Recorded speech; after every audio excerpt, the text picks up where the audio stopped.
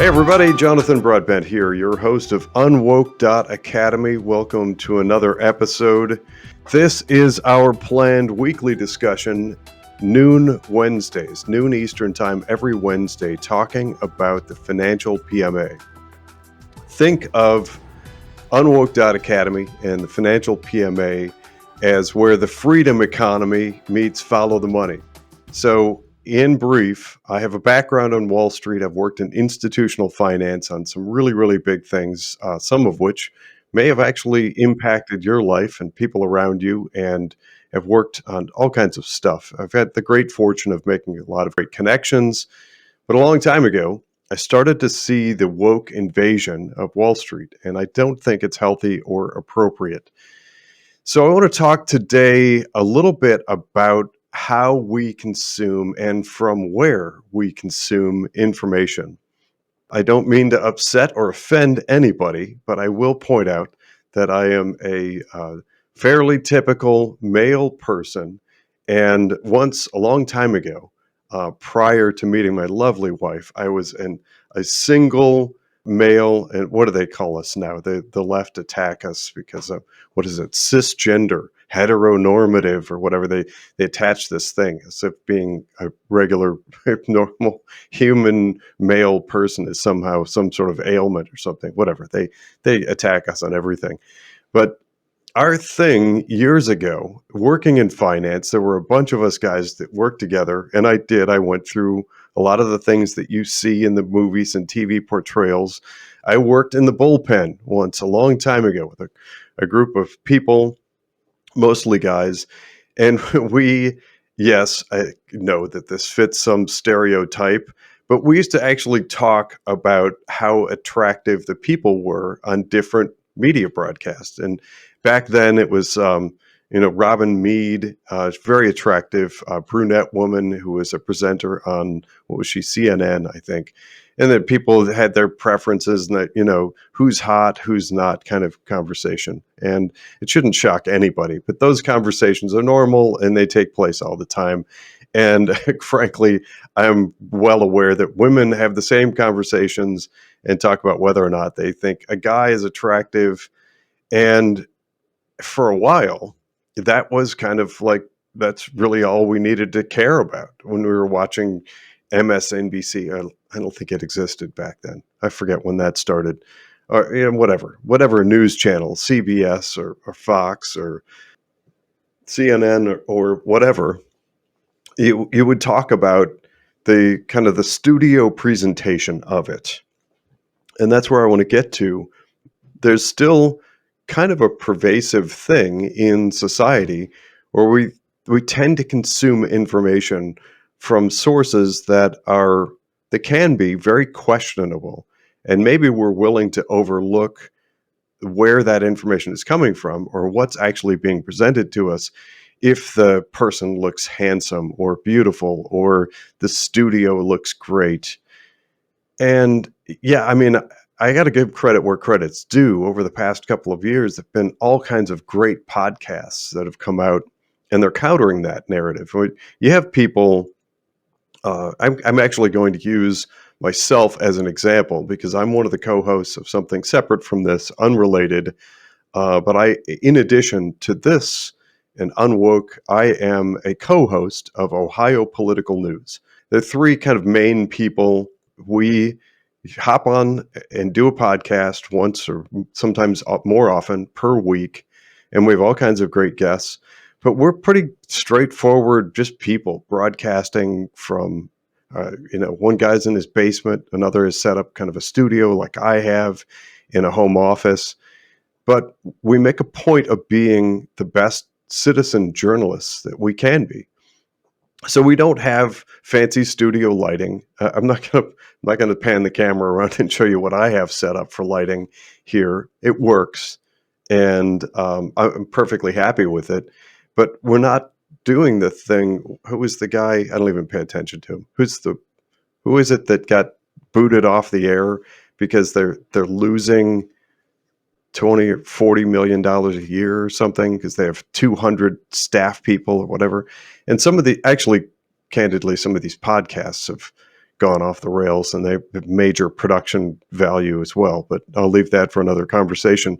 My point is that it can be visually stimulating and it can be entertaining to get your quote unquote news from those types of sources. But please be aware that that is also an environment where you can be manipulated.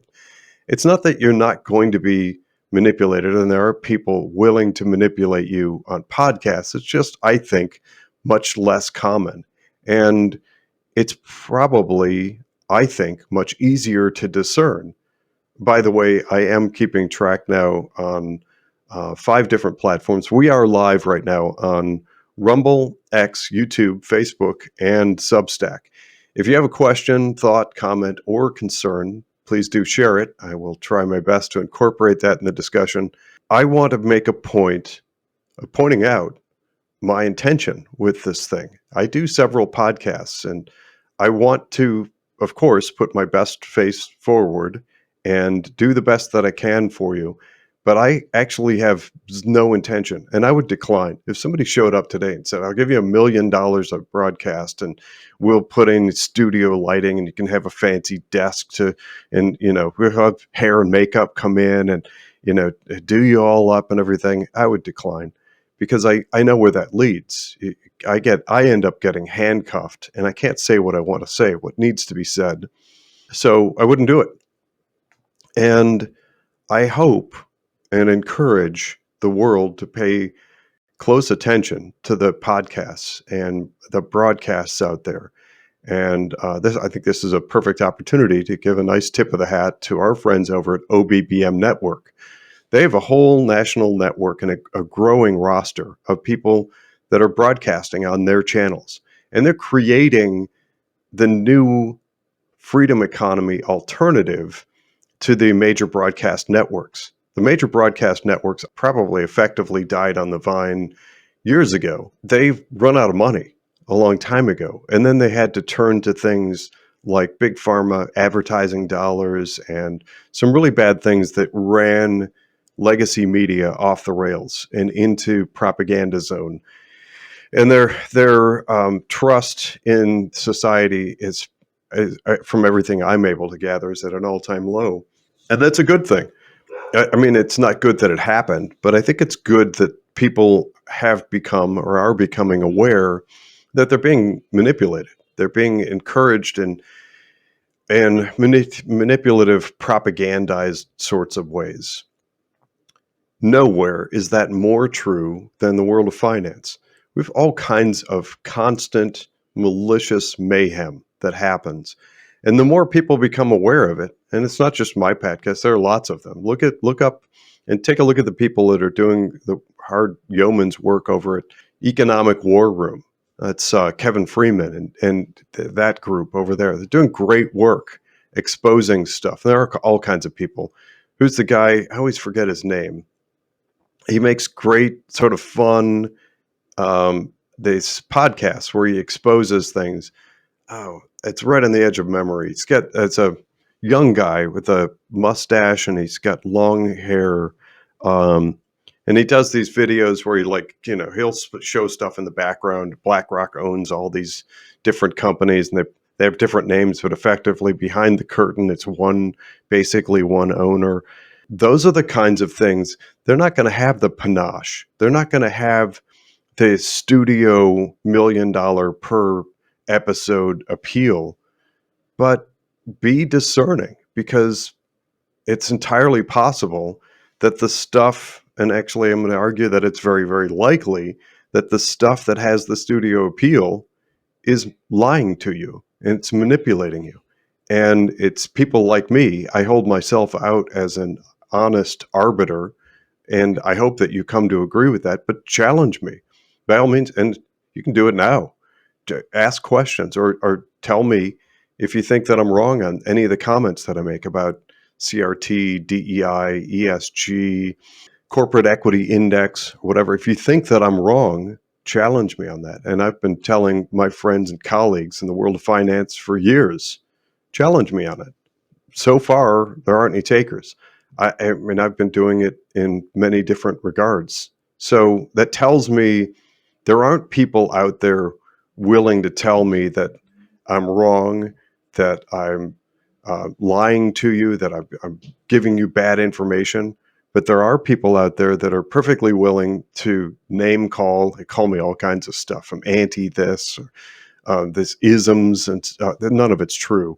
That is to try to get you to stop listening or to get me to stop talking, because nobody really enjoys being called names. I got to the point a long time ago, I didn't like being called racist. I was actually advocating for education. And here's the crazy thing. I can't just leave this there. It's just, we're on a little side path, but I'm going to interject this because it's important. I spent years, and I'm still very, very involved in the fight and advocacy for a return for traditional education in K through 12. When I first started doing that, there was in what was it, 2020, March of 2020, we had one of those first major viral videos it was a school board meeting, which usually gets about 6 views, went to something like 485,000 views, and Nightline ended up coming and filming me and mic'd me up, and I've been interviewed because of it. All this stuff spun off of that. It was during that period of time where people started coming out of the woodwork and calling me racist. I was like, what are you even talking about? And if you go back and watch the video, there were a whole lot of us there that were pushing back against that school board. We were like the face of like what's supposed to be the UN. We had like this global face. And suddenly, for advocating for education, I was called racist. And I was like stunned by that. I hated it. And I brought it up with people. I'm like, why? Where are these people coming from? I'm not. That's not racism to say that what you're doing is destructive and harmful. But I actually had many black friends. The left bill them as black conservatives who were like, just ignore them. They overuse the word racist all the time to try and shut people up. Just ignore it. It's nonsense. Everybody knows you're not actually racist. And I was like, oh, okay, well, good. That gives me free and clear path, because I'm going to keep pushing, because I want kids to have a proper education. Education is the key that opens all doors. That's the expression that I like to use. In the world of finance and many other places, the same holds true. You get the left try to crush debate, quash opposing viewpoints, and get everybody lockstep involved in the narrative.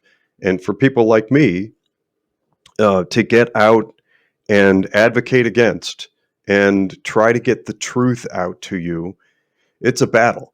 It's a battle worth fighting. In 2008, all those years ago, I released this big letter internally at a Wall Street firm admonishing this behavior of artificially funneling money from retirement plans, from pensions and unions, etc., into a company called BlackRock. I did. I wrote up this letter that got me in big trouble. I saw it early on, and that really set the stage. That set things in motion toward where we are now. And UnWoke, it is very, very easy to get into that environment and make a fortune off of doing all the wrong things, of being that harmful person. And I know people, I've actually sort of stayed connected with a bunch of them, or I'm aware of them at least, who came up through that same era that I did, in the bullpen with me, that were in my class, or whatever you want to call it, who have, who knows, they might be the 3-mansion private jet yachts country club. They've got the gated property in Miami and a house in Milan, Italy, whatever. That was actually fairly easy, because in that arena, I worked on lots of things in the multi-billions of dollars. And it's so tempting. It's not tempting. It's almost insisted that you steer things in crooked ways that are profit focused, and you can make a lot of money doing it. And it never sat well with me. And I used to get in these arguments, and that's just not the type of person that I am. That pushed me in the direction where I am with UnWoke.academy, and then that led to the formation of the Financial PMA. So, as promised, with that sort of preamble aside, that's a little bit about an important subject to me, and that's how we consume information, and touching a little bit on how UnWoke.academy formed. Let's talk now about the Financial PMA, because that's an offshoot, and that's where I'm encouraging people to either come join us, become a member. We'd love to have you. By the way, if you have opportunity, if you have the means, we'd love to have more subscribers. Please do like and share this information. Let's get the word out, because not only do we want to defund the woke and take the money away from those power sources out there that are doing bad things, it's the I'm telling you, the other side of USAID and things like it, if you're following that, the corrupt money that allegedly flows through these taxpayer funded entities and into non-governmental organizations that then allegedly encourages anti-Western, anti-American propaganda and behaviors, and crushes free markets and attacks individuals, etc. If you're concerned about that, the other side of that coin is Wall Street. We're funding the things that we don't like with our IRA, 401k, etc. So come join us, get the information out, or take everything that I'm doing and duplicate it somewhere else. If you have people that work in the world of finance, take this to them, encourage them, tell them, like this stuff that they're doing over at unwoke.academy, and let's build something like it. Get your friends to duplicate it. I'm not claiming royalties. I just want to move the needle. We need to move billions and trillions of dollars out of the hands of really, really bad actors who hate America. Clearly, I can argue that they hate America. I said all the other stuff aside for the moment, all the woke things, and whether or not you are on board with or okay with the rainbow mafia and whatever. Let's just assume for a moment you don't care, or you're okay with that. Two things to know. One is, we're showing now that as we move back into free market environment, and that's what Trump is doing, that's where he's pushing, and it's working. He released the America First investment policy on February 21st. We have money for the first time in years flowing back into new business enterprise. That's where your smart investment is. Forget the people telling you about, this crypto or that precious metal or whatever. Sure, maybe that has some part of your portfolio, but many of those people have skin in the game. They have something to gain from it. My objective is to just get people this information, and you run with it wherever you want. We're taking all the research and data that I'm doing, and we're deploying it. And again, I want to be clear, that's a choice. I'm giving you that choice and really encouraging you. Please take advantage of all the research that we're doing.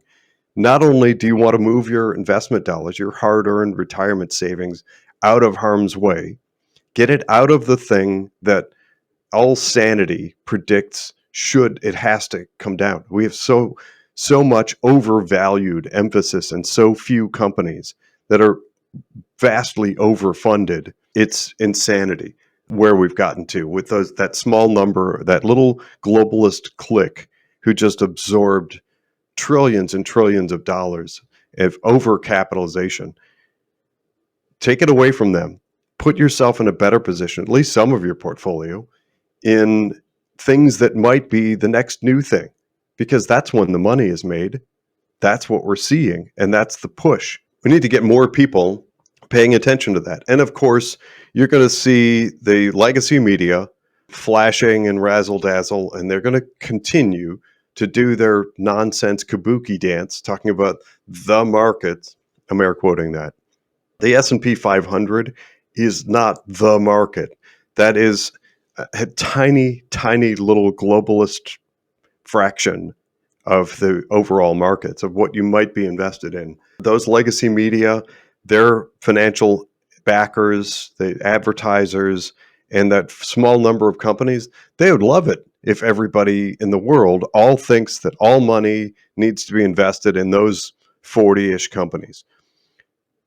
Can you imagine if you're like the chairman or CEO or on the board of one of those 40 companies and you make it just like continue to rake in virtually all investments everywhere and you crush it, just strangulate and destroy free market economy, your competitors, everything. We need to do the best job that we possibly can of informing people that that money and you're saving up when you're making those, whatever it is, your biweekly, your monthly contribution to IRA, your annual contribution to IRA, your 401k payroll deduct, your brokerage savings.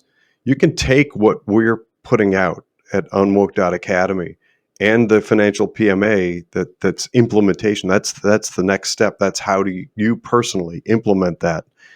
You can take it anywhere, any online brokerage, any financial account that you have anywhere. And we even walk you through the steps of how to deploy it within your 401k, which is a great environment to be trading because you're tax deferred. Same thing with IRA accounts. Wherever it is, let's take that money, get it out of harm's way, and stop funding the woke. So let me finish a thought that I started on. Assuming for a moment that you're okay with a lot of the woke stuff, Rainbow Mafia and the DEI and all that, let's focus for a moment on national security. We had Justin Bernier on this program as a guest, and he talked about the threats to American military and national security.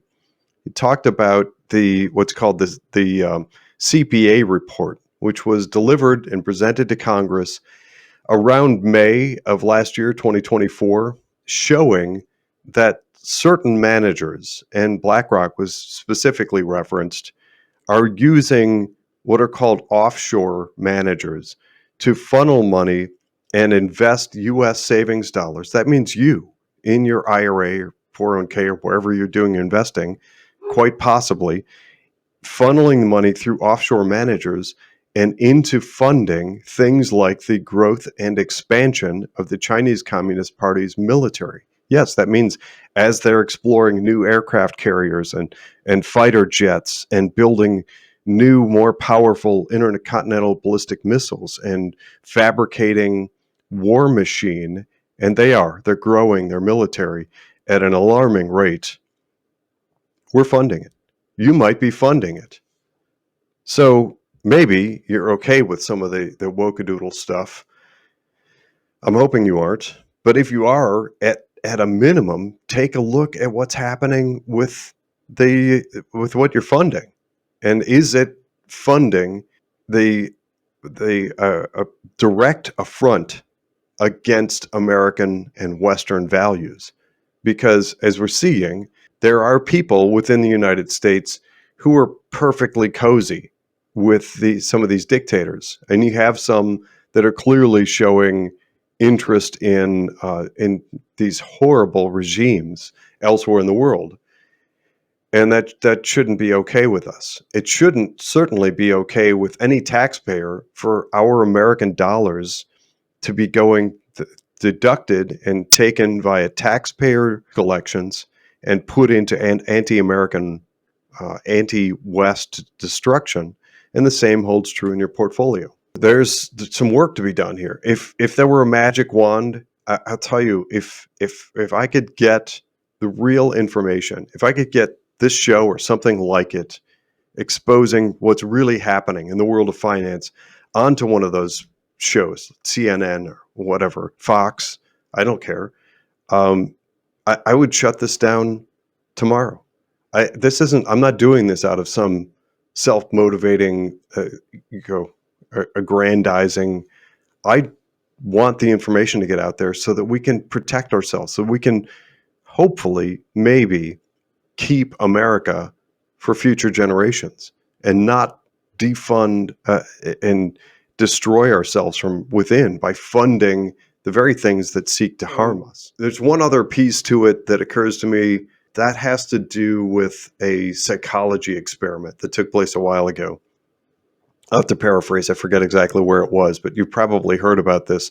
They did an experiment where they brought people in on a college campus and they had them turn this dial up on an electric shock. And there was a person on the other side of the wall who, if they got an answer wrong, the person who was the test subject, who was supposed to be initiating the electric jolt, the charge to the person on the other side of the wall, they were told by a person in a lab coat when to turn it up and how high, etc. And it was a really revealing experiment. If you're not familiar with this, you should look it up. I'll see if I can find it again. Every once in a while, through my years, I've stumbled upon this, and it piques my interest. But effectively, what they had is an environment where you had this person supposedly leading the experiment, who brought in a volunteer who's turning this dial and flipping the switch or whatever, and initiating a shock on the other person on the other side of the wall. And they would scream out in pain and agony. And the doctor would, if they kept getting answers wrong, would have them keep turning it up and keep shocking. And there were people that were in the experiment that were initiating the shock who showed hesitancy. Wait, are you sure this is okay? Should I do this? And there are many people that went up into what could be assumed to be fatal, life-threatening shocks. And they stopped because the person in the lab coat was telling them that's the right thing to do. The trick to the experiment is there was no electric shock. There was no threat. There were actors screaming out in pretend pain. They were never in any threat. But the people that thought that they were initiating the experiment, that were doing the electric shock, they were the actual experiment to see how far you could push someone if you were presumed to be an authority on something. And that's an incredible experiment, and it's incredibly revealing. And it goes back to my comments about the people in really nice suits. Yes, I will admit that there was a time where I prided myself on all those things, the watch I wore, the suit that I wore, and the car I drove, and all of that stuff. When I worked my way onto and was recruited by Wall Street, it's easy to get caught up in that sort of the pomp and circumstance of it.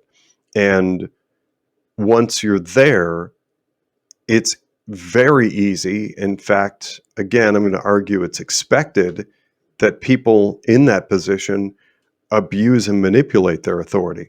You want to, according to history, what you want to do is continue to sort of make people feel warm and fuzzy and the right kind of big smile and lavish some attention on them. And meanwhile, you're effectively really picking their pocket. And I don't think it's more true anywhere than it is in the world of retirement plans. That's my area of expertise. That's where I've worked for decades in the administration of workplace retirement plans, things like 401k plans, because you have massive pools of money set aside that hardly anybody looks at, sometimes for years and decades, unlike personal investments where there's an expectation of recurring regular meetings, and you can expect that at least one person is opening their statement and reviewing things that might call and ask questions, etc. That's rare. It's very, very rare. Even when you get into the many billions of dollars, oftentimes everybody there is just in this wait and see mode for years and years and years and decades without proper prudent oversight. And so for those people who show up in the really nice fancy suits, and I was recruited to be one of them, it didn't click, it didn't fit for me because I wouldn't kowtow to the powers that be and sell the product du jour. So that was kind of short-lived. But in that environment, it is those people are like the scientist in the lab coat, the quote unquote quasi scientist, the person in the lab coat saying, turn up the electricity, shock them more, turn it up. And it's horrible. That's not right. That is not helpful to mankind. That's not helpful to the United States and Western values and the things that we hold dear. That's why it didn't click. It didn't fit for me. And I ended up leaving before too long and forming my own company. As a side note for people who wonder about creating UnWoke and then creating a subscription-based model, and that's what we are. Again, if you are so inclined, we'd love to have you as a supporting subscriber, as a member, what have you. Ultimately, I'll just give you the Cliff's Notes version. Once all that stuff happened and it had Nightline show up and mic me, and I got picked up a bunch of times in newspaper Epoch Times, and there's a documentary that came out on Newsmax that features me, and that put me in the crosshairs of regulators. And because I can't be canceled, the cancel culture thing, lots of people like to try and call your boss and complain, or they give you negative reviews. And I don't have any of that. There's no avenue to come after me that way. So regulators have spent over 4 years attacking my company, and it's mostly wound down now. I did that by design and by intention so that I can keep doing what I'm doing. I'm keeping up these podcasts and fighting back and exposing the bad actors because I feel compelled to. I feel I have to. That's my role, apparently. So I let that company go. It's almost completely gone now. So that there are people that ask about the motivation behind it. Why do I do what I do? And I do get those questions periodically. That is the reason and reasoning behind it. For years, I wouldn't wish it on my worst enemy. It's brutal. Some of these people are just vile, awful, awful people. They will lie repeatedly, directly in your face, and shout and scream and throw tantrums and whatever. That's weaponized regulators. I'm still not backing down. I'm not going to stop doing what I'm doing. And that is where we are with UnWoke.academy and the Financial PMA. By the way, that's our website. It's financialpma.com. As I said, go check it out. Love to have you as a member, but if it's not a fit, consider applying it wherever you do like. Take it to your friends or family members, your current advisors, whatever. Get them to at least consider forming their own, to get your money unwoke, not funding the woke stuff.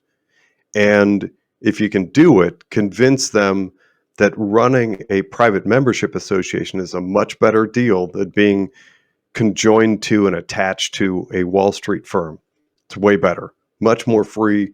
They are not pressured into selling whatever the latest product is, and they're not going to, once they get there and get their feet under them, those are the types of people that will stop trying to convince you that the S&P 500 is the market or NASDAQ or whatever. Those are tiny, tiny little microcosms of the ultra globalist mega cap that everybody's trying to convince you, the investor, need to put virtually all your money into. It's nonsense. Don't buy it.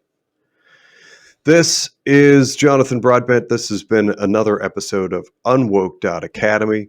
Thanks for tuning in. Don't forget to come back, bring some friends next Wednesday at noon Eastern Time. We'll see you then.